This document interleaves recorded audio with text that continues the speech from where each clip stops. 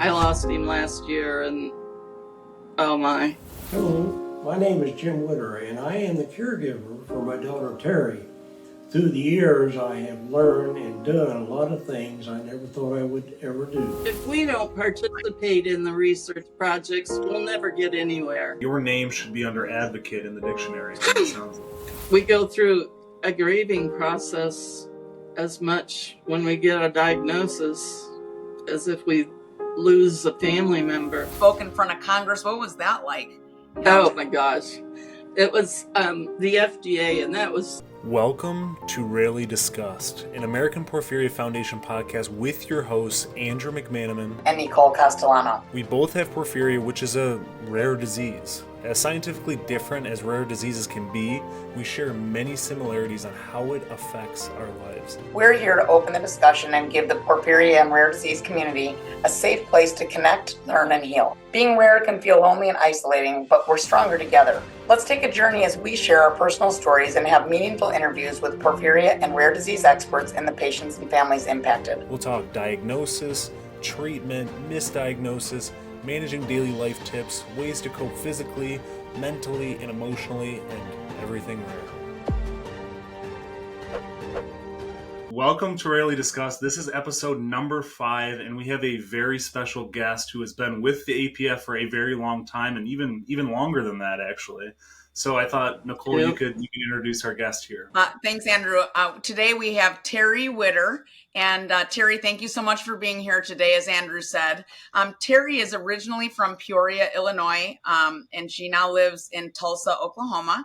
She has AIP, acute intermittent porphyria, and I've got chills. Terri is one of the first members of the APF. She was in a study, and they had asked her. They said a couple patients are trying to get a foundation together. Would you like to be on their mailing list? And so she's been with the APF since the very beginning, and even before she was diagnosed, even before that. So again, Terri, thanks for being here today. If you just want to tell us a little bit about yourself and basically how your diagnostic journey went. Okay. Like you said, I was diagnosed about 47 years ago. I had gone to college to be a school teacher, and just a couple years out of college, AIP hit my life. I had to have some surgery done, and the anesthetic was a barbiturate, and I developed staph infection, and they gave me sulfa, 3 triggers right within 24 hours. We had no idea that porphyria was in our family tree, so nobody could really quite understand why I wasn't recovering from the surgery. So eventually our family doctor sent me up to Mayo Clinic, and it took them 6 weeks to figure out what was going on. And when they did figure it out, I turned out to be their 5th case. Wow. So since then, it's been quite a trip. I'm still, I guess, teaching, if you will, but just trying to help others learn about porphyria and how it might affect them. So that's great. Go ahead, sorry. That's okay. Since then, I've been in 9 research projects and done several spots on TV, interviews for awareness, and quite a few other things that I wasn't planning on having in my life. So I think we all have had disappointments and changes to our lifestyles because of porphyria, me included.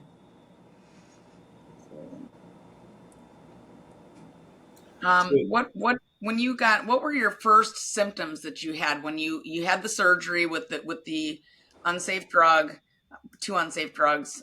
What happened to you? What was going on? I still had really severe pain like 6 weeks after the surgery, and I was throwing up, had constant nausea, and then I started blistering my arms, I would get lots of little bitty blisters that would pop and then scar, and nobody could make a connection to that. So that was what sent us up to Mayo's. The main thing was they couldn't figure out why I was having so much pain, and that I should have recovered from the surgical pain, but I wasn't. So with that being said, I mean, with, of course, having all those diagnostics and just going through this process for the last 47 years, I mean, what challenges and how have you been able to overcome those over all these years, and what have you really learned from 47 years of dealing with this? Oh, what a trip. Yeah. Um, Loaded question, I know. yeah. I was diagnosed 3 years before the Porphyria Foundation was started, and that meant my mom and I spent hours in the university and medical libraries trying to find out how to treat the disease and what we could expect. I mean, there was hardly any information, and of course, my doctors didn't know anything about how to treat it. So everything that we found in the libraries, our doctor asked me to make copies and help him out. And eventually I was signed up for a couple research projects and connected with Dr. Anderson and Dr. Perrock. So they became our go-to doctors for questions. But because there was no internet or anything like that, I really felt lonely because I didn't have anybody else to talk to. I didn't know anybody else that had the disease. And I think that was the hardest thing for me to deal with. So eventually, after the Porphyria Foundation got started, we had a pen pal program, and we could choose, names off of a list and exchange letters by snail mail. Like prehistoric social media. Yeah. I mean, the internet and Facebook have been a godsend for me, but at least that way, by having the pen pal group, we could kind of support each other that way. So during that time, I mean, that period where there wasn't the pen pal and it was figuring it out for yourself, I mean, how were you coping with it? Or were you just was it just eating you for that whole period of time? It was really hard. I spent hours just crying because I was the first 5 years after I was diagnosed, I ended up spending all but 90 days in the hospital. So not only did I not know anybody who understood or to talk to about porphyria, I was somewhat away from my family. So, I mean, because they were all going to work and that kind of thing. And so I really didn't even have them. They came in every night, bless their hearts, to check on me. But it wasn't the same as being at home. Was it frustrating, like you said in the beginning there, when you're spending a lot of time alone? I kind of remember that too, because my mom couldn't come in the morning when the doctors do rounds, and she'd have to come at nights. We'd have to write stuff down because I couldn't remember, because I couldn't think straight. Did you have anything like that where it was just hard for you to manage it since you weren't feeling well, and having family come and try to talk to the doctors and figure out what's going on, especially since this was so rare? Yeah, it was. The times that we took trips up to Mayo's, my mom was usually with me. Bless her heart. She would take off work and spend that whole time with me. So at least then I had some support. I lived in a small town, and our hospital was only 25 beds. All of the nurses were either mothers of my classmates or grandmothers or aunts. I mean, I'd grown up with all of them, so I wasn't quite as lonely as if I were in a hospital and didn't know anybody. but it just wasn't quite the same as being out among friends and family. That's a long time to be in the hospital. Yeah.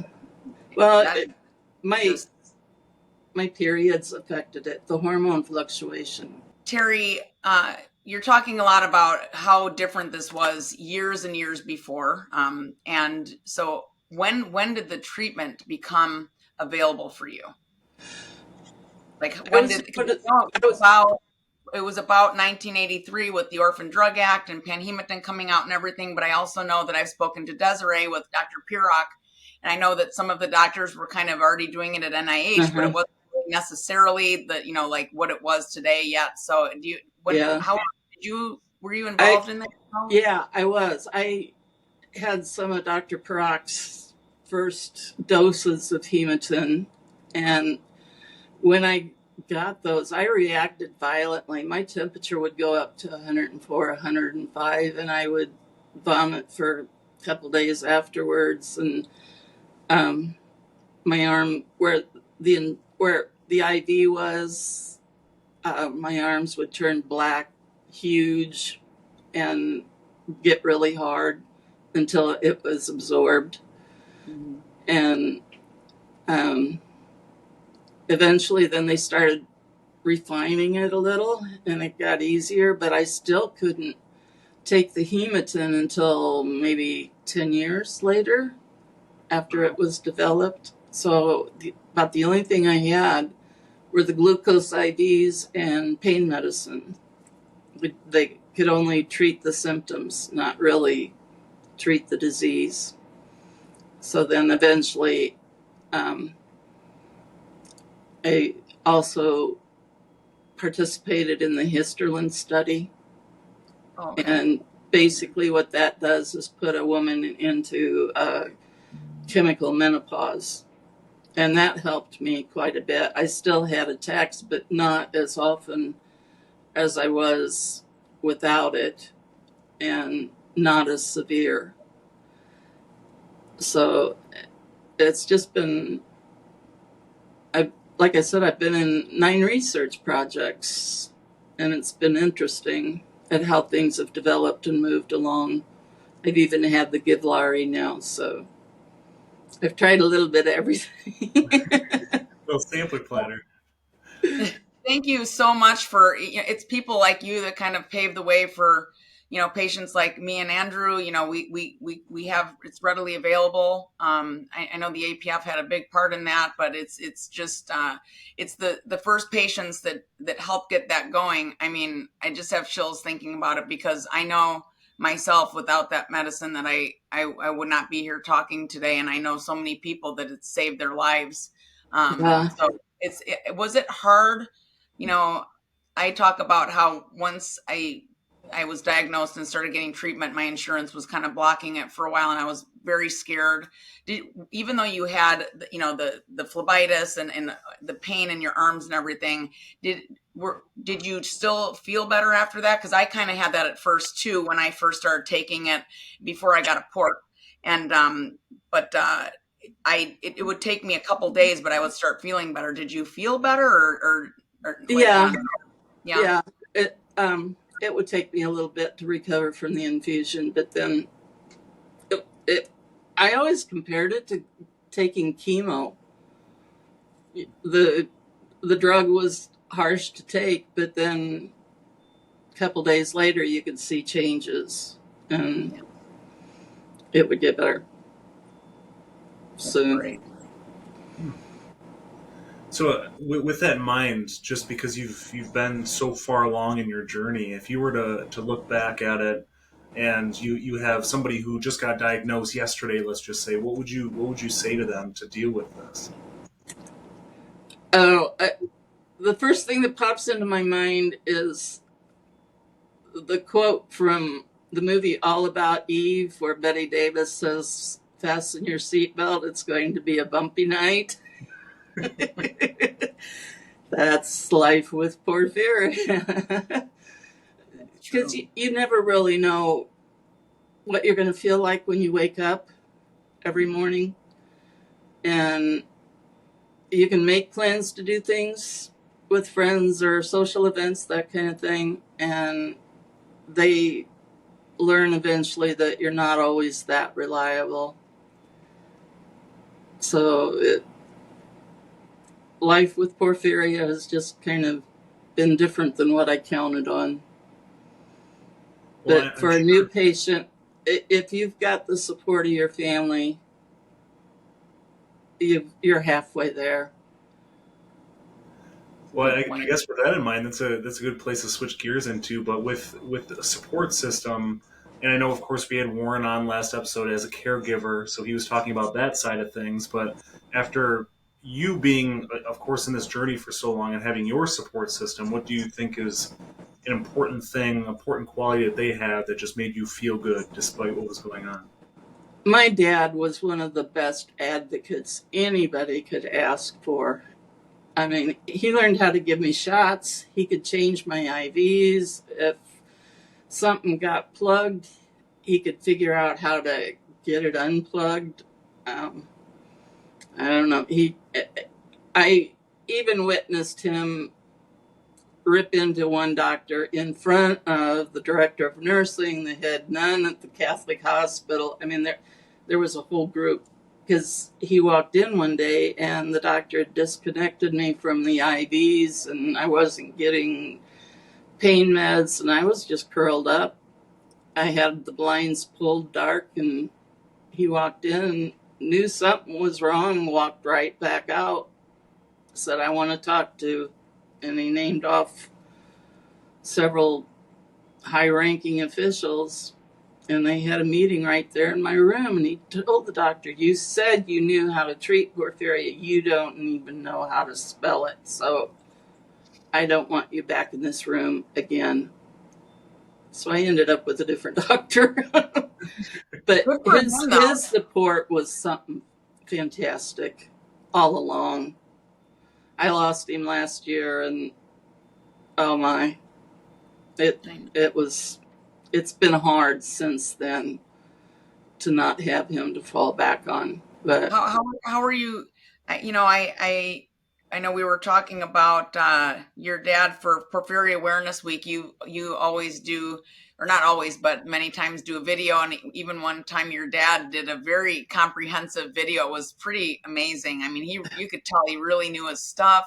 Um, and I lost my dad. I just lost my brother. My main support was always, it was my parents and my mom, but how is that now when you're in a new place right now? You moved and you're getting new doctors and stuff, and I know you're going to be educating them and everything, but how how is that to go through that without your dad by your side? I mean, I can only imagine, but I dread the day that I actually end up back in the hospital. I'm living in an assisted living place now, and I've been handing out APF pamphlets.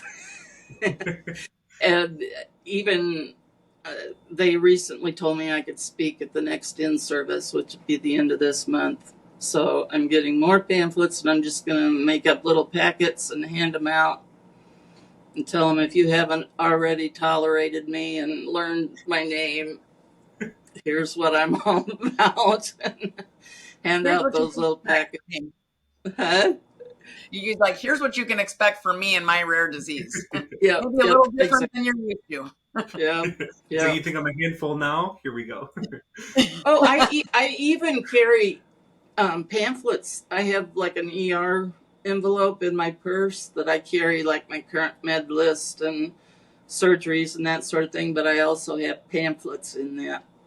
And if I get somebody in the hospital that says, "I don't know anything about porphyria," I do that exactly. I hand them a pamphlet and say, "Here you go." I even had one pain doctor that I'd given her so much information, she got ready to do a continuing education course to get, like, they have to do it like every 2 years. She did it on porphyria and didn't even have to do any research. Wow. So That's, there that's, you go. that's impressive.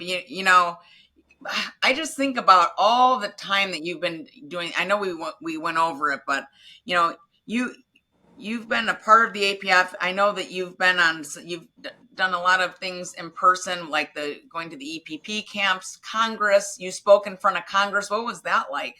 Oh my gosh. It was the FDA, and that was so exciting to be able to tell higher officials this is something you need to know more about. And there was a group of us that went, so I wasn't there by myself, but it was just interesting to see the progress or process that the government goes through. I even got to work with the CDC because when the opioid crisis hit, we worked to get the definition of porphyria and its pain redefined so that we were listed with sickle cell in as far as severity of pain, so that they would remove the 90 milligram ceiling on like morphine and that sort of thing. Mm-hmm. And that was interesting too, to see how it worked. And at one point I was working with manufacturer of Zofran, because when it first came out, the only folks who could get it at home were chemo patients, and at that they could only get 10 tablets each month or 3 days supply. So I worked with Smith GlaxoSmithKline to get that redefined so that people could get an adequate monthly dose or prescription filled so that they could actually stay home. Because I just told them, I said, the only reason I want Zofran is so I can stay home. Right. But at this point, the only way I can get the Zofran is to be admitted to the hospital, and that just doesn't make sense. Yeah. So I worked with them for almost a year trying to get that redone. So it's been interesting. Well, again, thank you for that, because I used to take a different anti-nausea medicine because nausea and vomiting is one of my symptoms that I get really often. And, now they have the Zofran that it dissolves under the tongue. And so I don't know about you guys, but when you're sick and when you can't stop vomiting, you can take whatever you took, but it's like, if you don't do it soon enough, you throw it up and you're like, how much did I absorb? Can I take another one? I don't really know. But then the Zofran, you can just be like, just bypass that whole digestive system and just get what you need to hopefully stop. Did they have it like that back then, or was it just Not at first. It was just a regular tablet at first, that or by injection. Wow. But they didn't have the sublingual one for quite a while. Yeah. I was just glad to be able to get 4 tablets a day for a month. Yeah. So who cares if it right if it slipped under your tongue? But actually there are a lot of pills that you can do that with. They just don't dissolve quite as fast. That's true. And some of them taste pretty nasty too. So I know that. I know. I hear you. Well, I mean, if there's one takeaway from everything that you've said, it's just that your name should be under advocate in the dictionary. It sounds like. I've tried, because I remember what I felt like trying to find information about porphyria and feeling so lonely.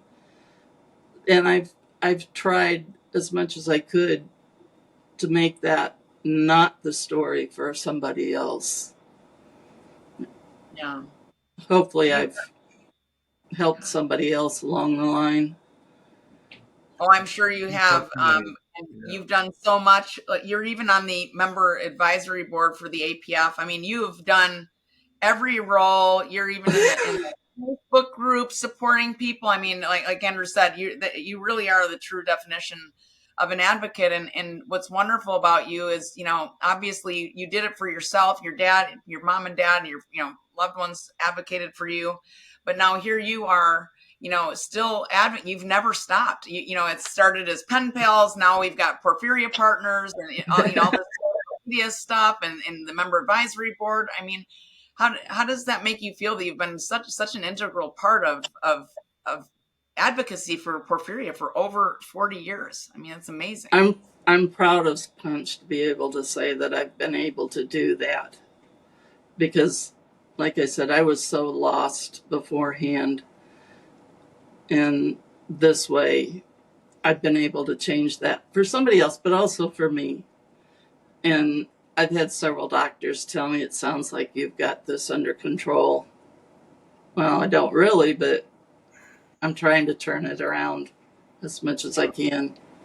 So, well, that's the thing about porphyria. It's sometimes it's a pendulum. I mean, if control is in the middle, instead you may be going like this, but you yeah, also kind of, it gets closer to it. But like you said, fasten your seatbelt because you never know what you're so exactly. control is relative, I think, for people, especially just starting to get treatment and things like that, or not even knowing that they have porphyria. So that's I think we're all Yeah, lucky at least have our own little sense of when we know things are coming, and what to do when it happens.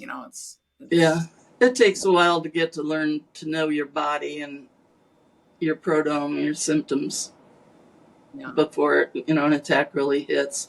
But once you do, you kind of also learn what to change to help alleviate or at least calm down a flare.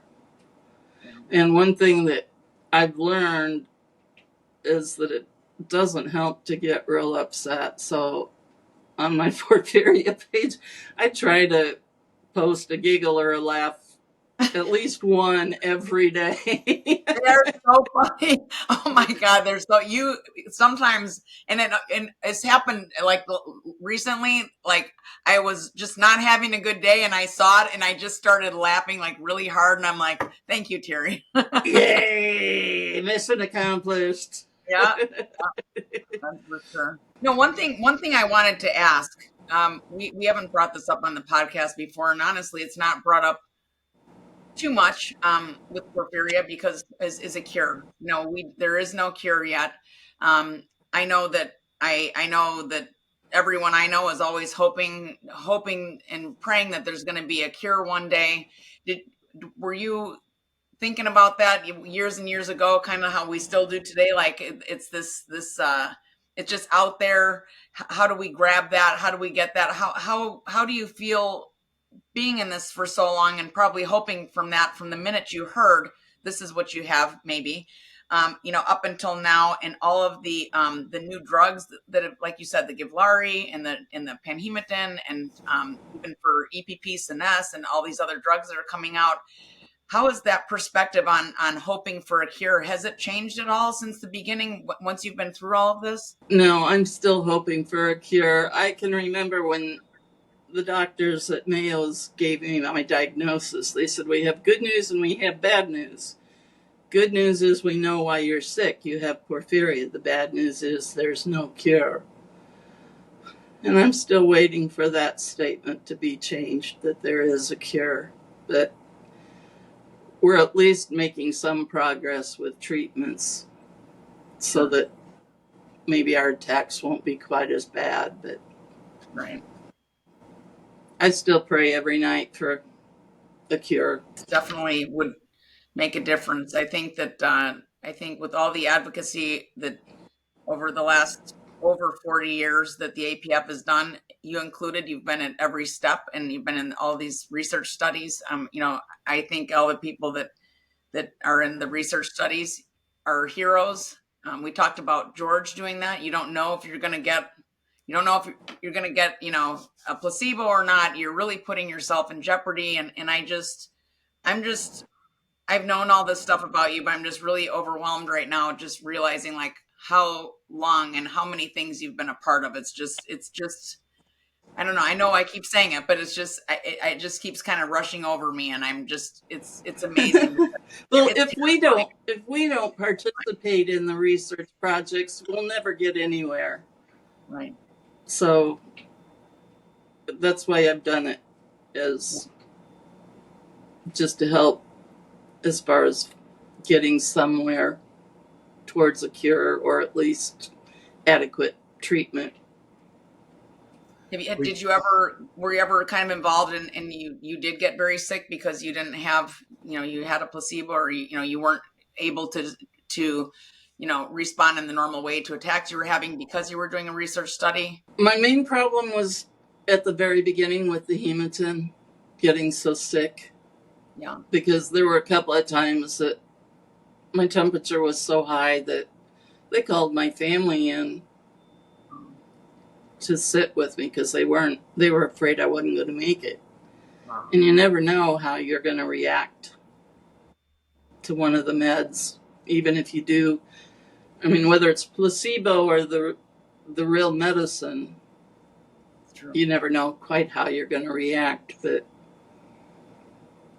my attitude was, can't be any worse than what I'm doing right now, how I'm feeling right now, so might as well try it. I mean, it's so true, though, just how much of an advocate you've been. And I think, at least from a lot of people that I've talked to, a lot of people that have messaged me, seeing if it was the podcast or other clips, just saying, I can't tell people. Like, I don't talk about this a lot. I don't do this. I don't do that. But you're just a good example of just shoving porphyria down people's throats, because it's necessary. I mean, it really is necessary to get the answers. And It is. You're living proof that all you've done to just shove porphyria down people's throats has gotten us where we are today with our processes and our guidelines. And it really, because of you, we're able to have this a little bit more of a seamless process. Of course, there's still the unknown of the attacks, but the process is so much smoother from the sounds of it. And I don't think anybody could thank you enough for that.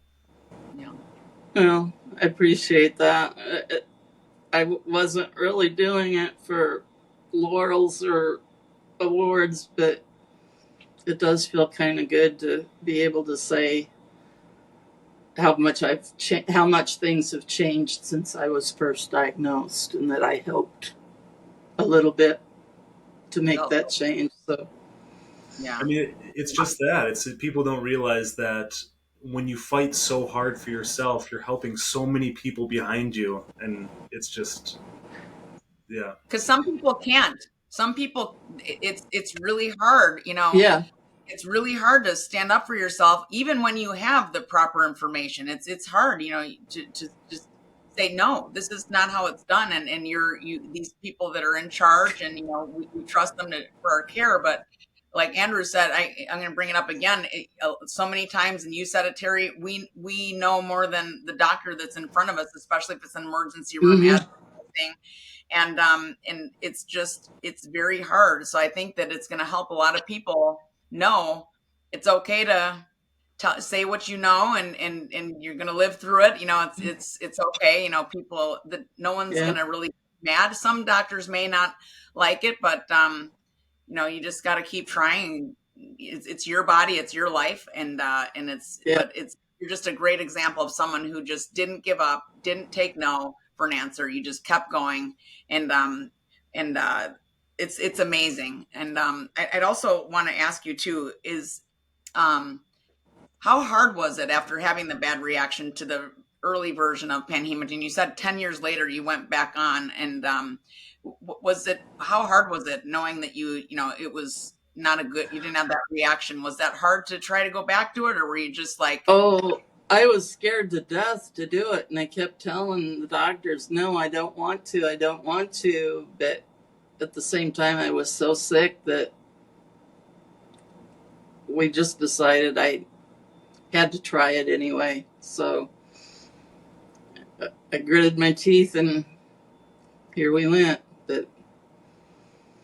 But one thing about spreading word, when I have to go to the ER, I always make sure I've got a Porphyria shirt on, because invariably you get a doctor who says, I don't know how to spell it. You're in trouble. So I just go, here it is. Get Andrew's design, Porphyria, it's in my blood. Yeah. Yeah, there you go. Good one. Yeah.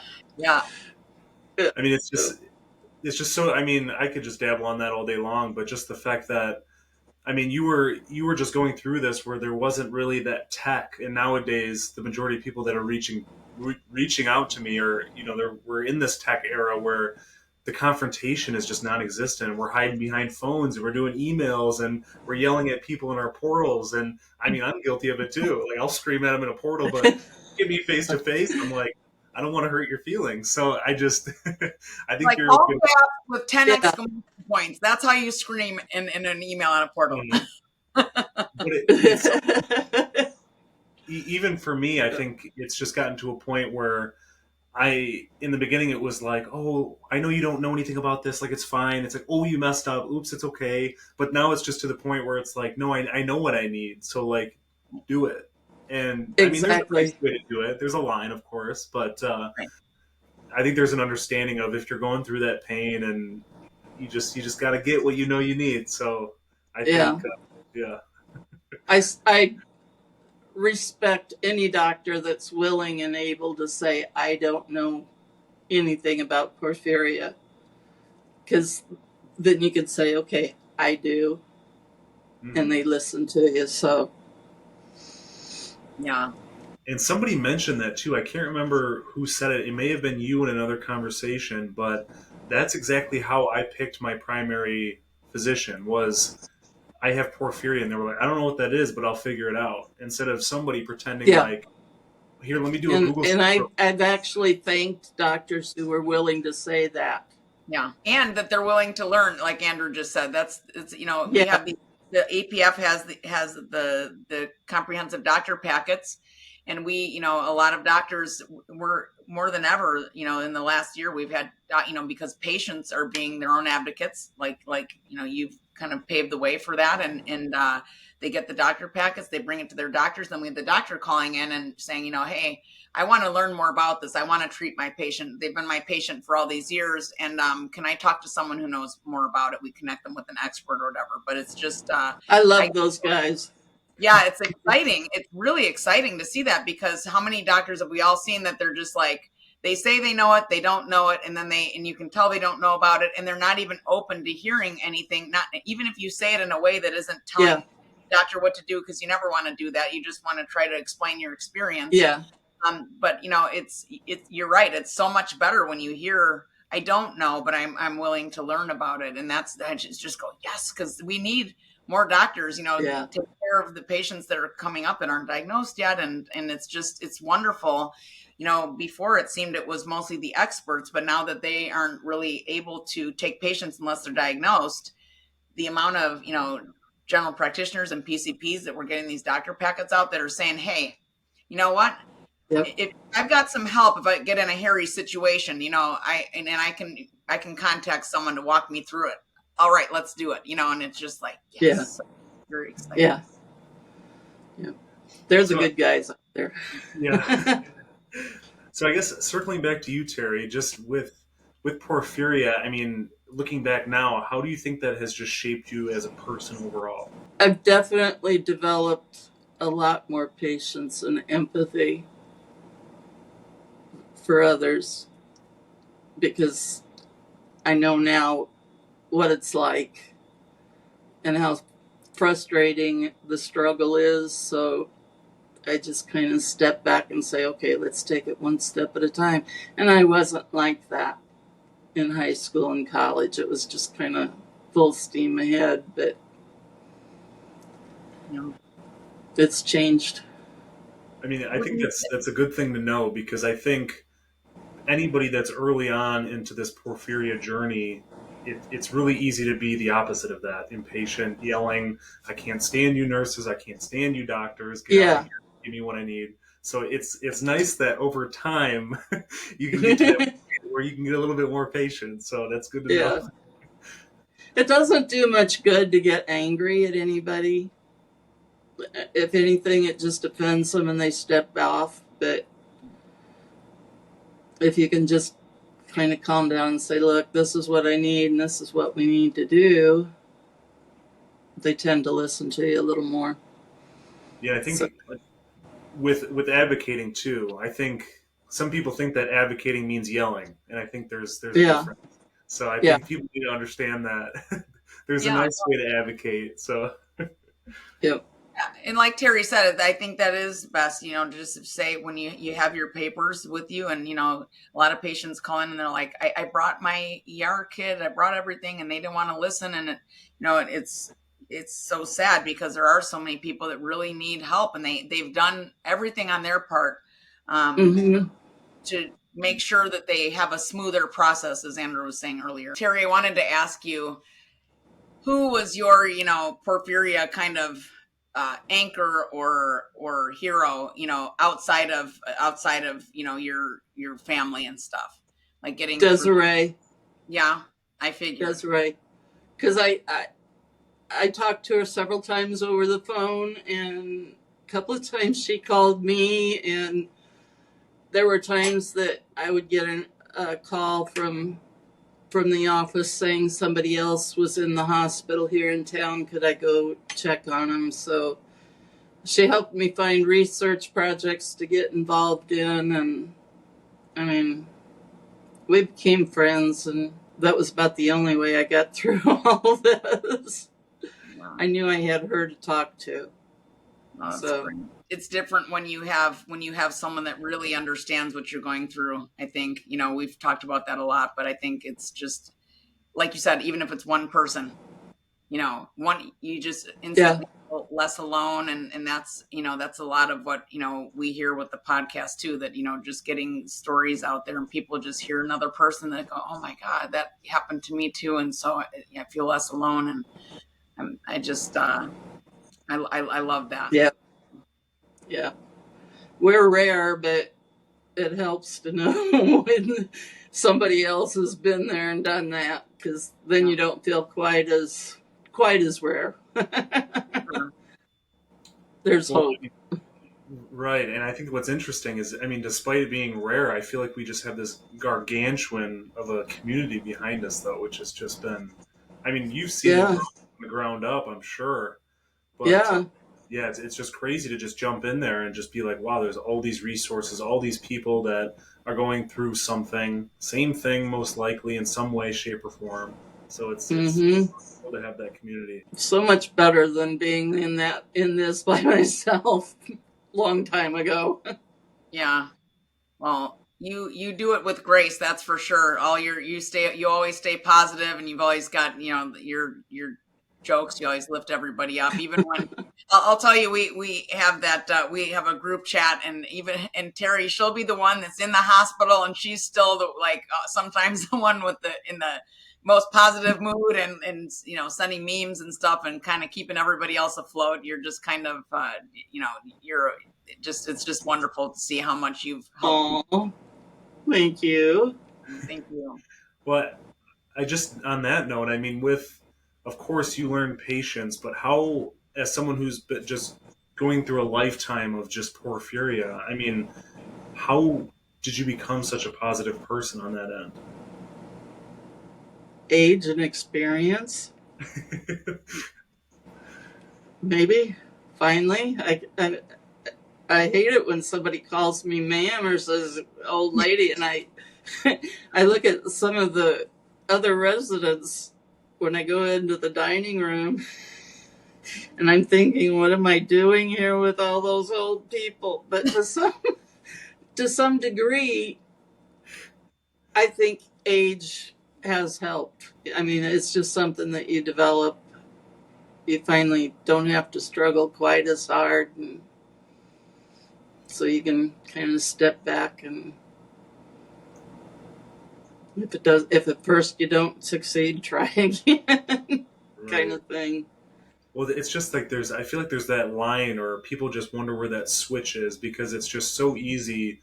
And we've talked about this too, Nicole. It's just, I mean, you could really sit down and you could dwell on this, and you could just fall apart day in and day out. And there are people just asking, and I know they've commented on my separate videos too, of just, how was there just this light bulb moment where it's like, you know what? Why do I have to feel bad about myself? Why can't I be positive? And I think, I mean, age and experience, of course, I'm sure come with it, but I guess, what would you say to somebody to try and get on that path? I don't know. We didn't tell you there was going to be a trick question. We just thrown that There you go. I, I guess also learning as much as I could about the disease has helped, and being able to help the doctors and nurses that I work with or that I have to care for me, being able to help them along the way. It sounds like you helping others is really like that's a way that you help yourself. It sounds like from what you're saying. It is. I mean, all the research projects I went into them as trying to find a treatment for me, but on the other hand, it helped somebody else. And then by doing the Facebook pages and that sort of thing, helping somebody realize they're not in this alone helps me. Because it's kind of like sticking my hand out and say, grab my hand, we'll go through this together. I mean, it's so true with that, because I mean, jumping back to when I said negativity and people dwelling on it, I mean, I think a lot of that negativity, similar to what you said, is a lot to do with the unknown. It's the anxiety that comes with the unknown. And you just said you said just getting educated about it and just making a bunch of things known. You kind of be like, okay, that's part of porphyria, or it doesn't have as much anxiety tied to it because you're just like, that's just part of this. Because I think even for me, things were just happening. I'm like, is this porphyria? Do I have another issue going on? And then it's just, you play this battle constantly in your head. So I think, of course, getting educated, to your point, is definitely an important thing, I think, to stress. Yeah. I think it helps too. Somebody said that they kept a diary daily, writing down their symptoms and how they're feeling. And I never did that, but actually up here, I did learn what my symptoms were and how far along in an attack I might be. You learn your body, and that kind of helped me not panic so much either.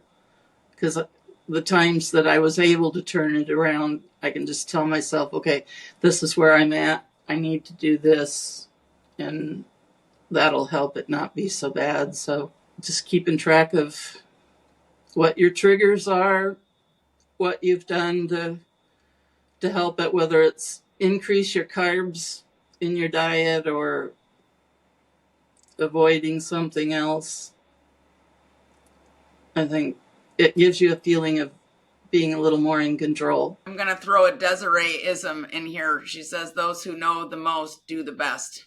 And I've heard her say that countless times. And, it's the same, kind of a little bit different than knowledge is power, but pretty much the same. And I think that's... Yeah.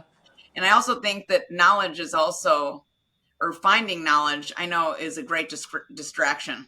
I know when I being in the hospital, Googling stuff and just trying to find something, just learning more, especially if you have insomnia and you can't sleep and everything. It just learning more about it and going, is this, like Andrew said, is this something? Could it be, you're trying to figure it out. So I think that, would you agree with the fact that I think, having to, like Andrew said, we all fall down the hole and we all get out. We go in and out. It's a roller coaster. I think the more times that we pull ourselves out of that hole, letting ourselves know that we can do it, that I think it obviously makes us stronger. And I think that would you guys? I guess it's a question for both of you. Would you say that? The more that you do that, the easier it is. Sometimes it depends on the attack, but would you say that like you said, the age and experience, do you feel like now when you know what's coming down, you just basically know you've done it so many times that you're like, I got this? Gives you a little sense of confidence to know that you can do something or try something and what you need to try to turn it around. And I think that adds to being a little more relaxed and not quite as frightened. Sure. Yeah, I almost feel like that's half the battle. I think it's being scared. I think that can weigh you down. I mean, every time you get in the hospital, I mean, like I've said before, is just when I thought I was going to the hospital, it's like, this is where I see people die. It's just, and you don't know. So it's just, I think getting past that and getting educated and learning something, I mean, to a certain extent, I don't think there's such thing as knowing too much. I mean, I think for me, I Right. think in some way, shape, or form, I've probably learned just as much as I need to be dangerous. But I, I mean, I don't spend every night on it, of course, Of just Yeah. mostly. But I mean, I think You're, to well, your you're point, not like Warren, where you got a PhD in porphyria. right, right. And like to your point, Nicole, I think in the hospital when I'm trying to pass the time instead of watching Friends episodes, I probably could have been on Google looking up a little bit more or reading some articles to learn a little bit more while I was in there. But yeah, I think yeah, the takeaway is just get a little bit more educated so you can have a conversation that leads you in the right direction. Yeah. Yeah. Well, stress is a trigger for porphyria. And if you can educate yourself and learn your symptoms, your prodromes, that kind of helps relieve some of the stress so that maybe it isn't so much of a trigger. And I've heard people too. I mean, they're just like, well, I don't really know if I'm stressed, and I'm like, I don't know, maybe get a cortisol test or something and, and see what's going on. But I don't know. I think yeah, it's just trying to have a good mind throughout the day. Yeah. Yeah. Well, there's so much stress with the day to day with porphyria. Even if you're not you're not in an attack in the hospital. You're always balancing something, And so I think that it's hard to ask someone who's stressed out a lot if they're stressed or like this kind of because it kind of starts feeling unfortunately normal. Hmm. You're in a state, Mm-hmm. especially at first, you're in survival mode, and it took me years to come out of survival mode, where I could actually I was positive and I knew I had hope that I could make it and everything, but it wasn't until a couple years where I could start dreaming and thinking about what could my future be like. It's just debilitating at first. It is. It is. I mean, we go through a grieving process as much when we get a diagnosis as if we lose a family member. We don't. We lose the life that we thought we had. We lose hobbies. We lose friends, jobs, that kind of thing. Yeah. So psychologically, we have to go through grieving as much for a porphyria diagnosis as anything. Once we can do that, it helps. Well, Terri, this last year, I mean, we've known each other for a couple of years, but in this last year that everything, you've been in the hospital a lot with porphyria and other things. You lost your dad. You've moved. I mean, you're such an inspiration to when I think about everything you've done and how strong you've been this last year. There's just something Oh, inside you that you're just like a soldier. You just kept going, and it's truly amazing. And I don't know, you may not realize how many people are watching that you're helping. oh, thank you. Thank you. No, I'm trying not to. I kept it. I didn't have to get my Kleenex, but period, it truly is. I mean, just I know these things, but going through your story and hearing you say it just something in me just you know it's just buoyed by everything. It's just so much, because I think to me, I feel like, oh, my journey's been, for me, feels like it's been really long, you know and Andrew's more newly diagnosed, but I don't know, Andrew, do you feel like this? It's like just hearing everything it's incredible. Yeah, it's I mean, I don't really want to say I don't really have anything to complain about, but I mean, it's one of those things where Well, it's you one had of a those bad things. year too with your hand and your foot. My goodness. But you're in a race, and neither one of you is going to make it to the finish line. Right. It's one of those things where I mean, we have this hardship now in just trying to get the doctors on our same page, but Yeah, I couldn't Yeah. imagine trying to get the doctors on the same page, but also trying to get my process in order too. yeah, Like I couldn't even imagine trying to bundle that up and try to deal with it. So yeah. yeah, it's crazy. We all have different struggles and tests along the way, and it's how we react that makes it different for each person. It's like you can give two people the same amount of pain, and one of them is going to rate their pain as maybe a 4 or 5, where the other person's going to turn around and say, oh, that's an 8 or a 9. Mm-hmm. We all react. It's like when you're talking on Facebook and you're not supposed to suggest medicines because everybody reacts so differently. Yeah. So, and you and we I all just, with the heme, it's like I react to it I never had as bad where it was that bad where I had to stop, thank God. But my veins all blew up, and I heard if you guys probably have noticed, I have like very big veins popping out of my neck. They were like, "Are you a hard stick?" And I'm like, "Excuse me?" Like that's the one that's going for me. I've got good veins, and it just ruined all my veins. So but I then now even like a couple years now, all of a sudden I can smell the medicine. It's just weird. Like even my own same body reacts to the same thing like differently over time. It's yeah. So I think that's what I always tell people too for diagnosing. For us, it's hard to keep up with all the differences between ourselves and other people. Like for doctors to really think, oh, this is porphyria. It's like it's so different, that it's not like this is it. Everyone has this, and if it was like that, it'd obviously be much easier. But we got to get the little imitator that looks like tons of other things. So. But anyway. I told one doctor off because she said, what you're experiencing doesn't fit my textbook. And I was like, no patient is going to fit your textbook. So get over it. Yeah. Your textbook is wrong, by the way. Yeah. And it only has this much on it. So anyway. Yeah. That was great, though, Terri. Thank you so much.